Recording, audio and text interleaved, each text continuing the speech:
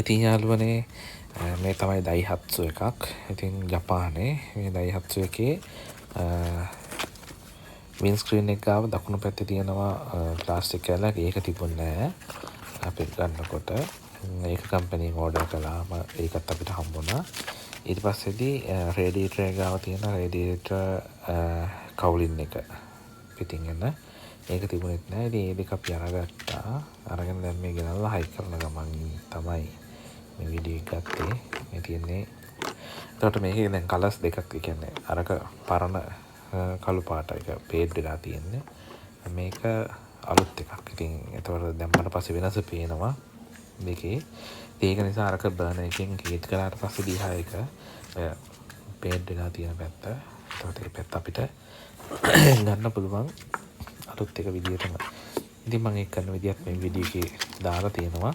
ඉතින් ඔයාලට පුළුවන් ඒක බලන්න. එහෙනම් subscribe කරලා like කරලා comment කරන්න. හැමෝටම සලමයි.